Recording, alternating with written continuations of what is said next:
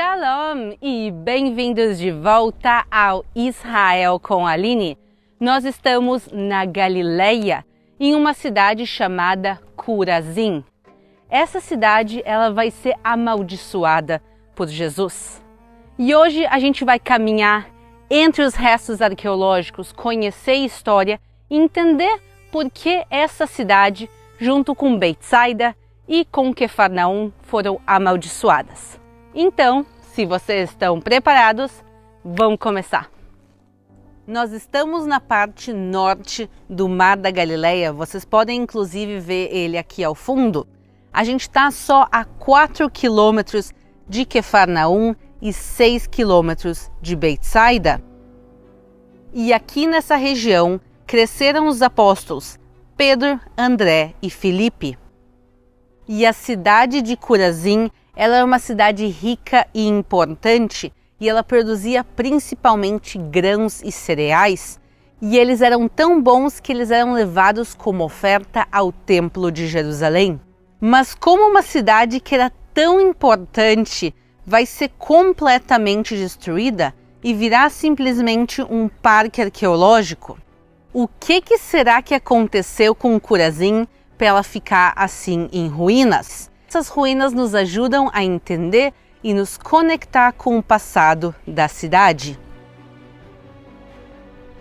Sem dúvida nenhuma, o lugar mais impressionante de Chorazim e que sobreviveu bem preservado é a sinagoga. Essa sinagoga que a gente vai ver foi construída no século III, quer dizer, depois do período de Jesus, por cima provavelmente dos restos de uma sinagoga mais antiga.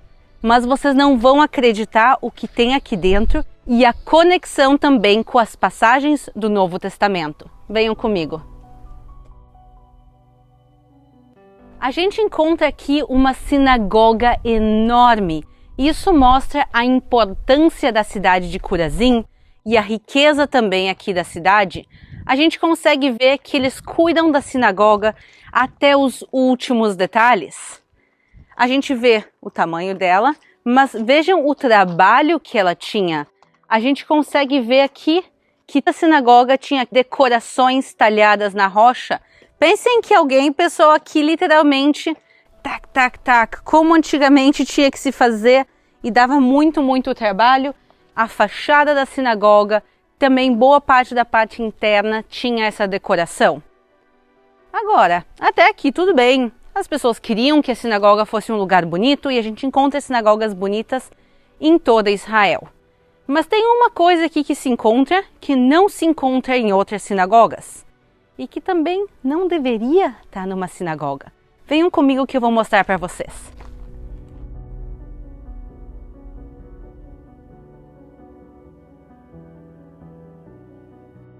Aqui talhado a gente vê o rosto de uma mulher. E não é de qualquer mulher, a gente vê pelos cabelos, essa aqui é a Medusa. Pessoal, a Medusa, que é parte da mitologia grega, que era um monstro com os cabelos de serpente, que quem olhasse direto nos olhos dela virava uma estátua de pedra. O que uma Medusa, que é parte da mitologia grega pagã, está fazendo dentro de uma sinagoga? E essa é a pergunta que não tem resposta até os dias de hoje a propósito, mas a gente vê aqui representado imagens, já é estranho. Imagens em 3D, mais estranho ainda, e uma imagem pagã ainda mais estranho. Então realmente essa Medusa nos mostra que tinha alguma coisa um pouco estranha nessa cidade.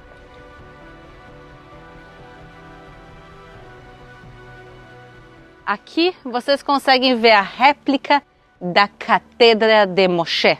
A réplica está aqui porque o original está guardado no Museu de Israel. De tão importante que é essa pedra, eles decidiram levar ela para preservar para as futuras gerações. A Catedra de Moshe é a cadeira de Moisés e a gente conhece ela pela passagem de Mateus 23, versículos 1 a 3. Então falou Jesus à multidão e aos seus discípulos, dizendo: Na cadeira de Moisés estão assentados os escribas e fariseus. Todas as coisas, pois, que vos disserem, que observeis, observai-as e fazei-as, mas não procedais em conformidade com suas obras, porque dizem e não fazem. Aqui na cadeira de Moisés, melhor dizendo, aqui sentava a pessoa que estava sendo honrada, que podia fazer as leituras bíblicas, que podia dar o sermão, mas como Mateus nos conta, às vezes o que saía da boca da pessoa podia ser muito bom, mas nem sempre correspondia com as ações. Isso é um bom lembrete que a ação e a fala têm que estar sempre conectadas.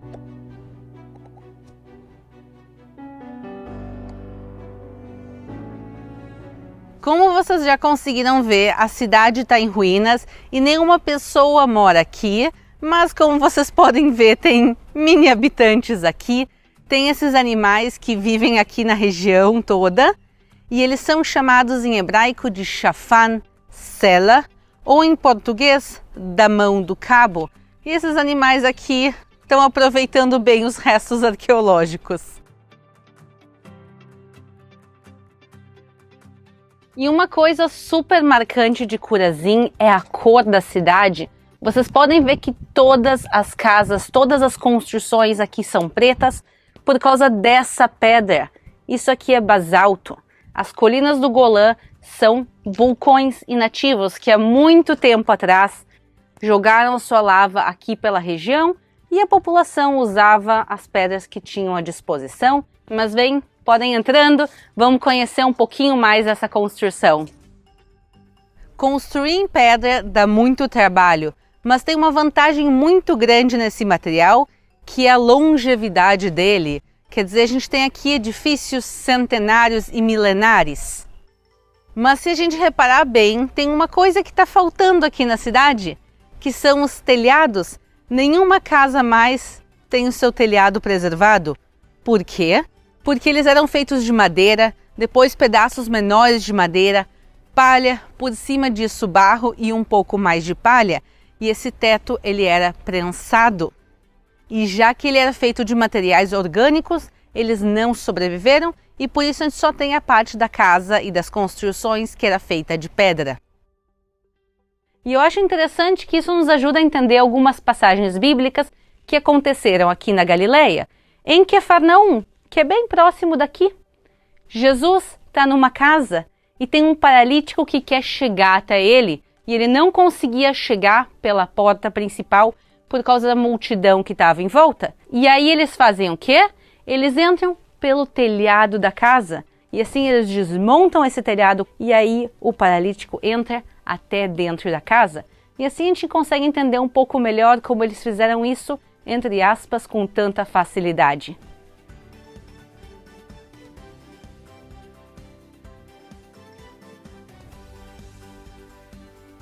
Mas no meio dessa arqueologia tão impressionante se esconde uma história de maldição.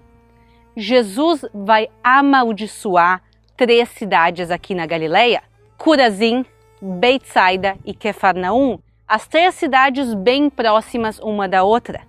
E está escrito o seguinte na Bíblia: Então começou ele a lançar em rosto as cidades onde se operou a maior parte dos seus prodígios, o não se haverem arrependido, dizendo: Ai de ti, Chorazim, ai de ti, Betsaida, porque se em Tiro e em Sidom fossem feitos os prodígios que em vós se fizeram, há muito teriam se arrependido com saco e com cinza. Por isso eu vos digo que haverá menos rigor para Tiro e Sidom no dia do juízo do que para vós. E tu, Quefarnaum, que te ergues até os céus, serás abatida até o inferno, porque se em Sodoma tivessem sido feitos os prodígios que em ti se operaram, ela teria permanecido até hoje. Eu vos digo, porém, que haverá menos rigor para os de Sodoma no dia do juízo do que para ti. Essa passagem nos conta que Jesus ele vem a essas cidades e ele faz milagres aqui. E ainda assim as pessoas seguem no seu caminho, um caminho nem sempre correto, como a gente viu a cadeira de Moisés, que a pessoa estava ali falando coisas muito bonitas, mas as ações nem sempre eram compatíveis.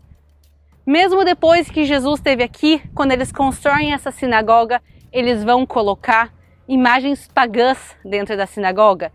E só Deus sabe o que mais acontecia aqui na cidade também. E por isso, essas 3 cidades vão ser amaldiçoadas.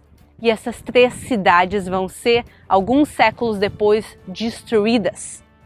Como outras cidades da Galileia também foram, mas tem uma diferença nessas 3 cidades para as outras, que essas 3 cidades não vão ser reconstruídas. E por isso, quando a gente chega aqui para lembrar da história de Chorazim, o que a gente encontra são pedras sobre pedras, ruínas e arqueologia, que nos ajuda a nos conectar na história, mas que nunca foi reconstruída.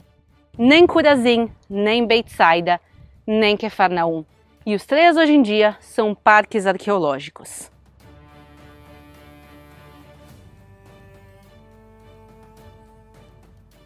Se vocês gostaram de conhecer um pouquinho mais da cidade amaldiçoada de Chorazim, não esqueçam de deixar o like nesse vídeo e de se inscrever aqui no canal.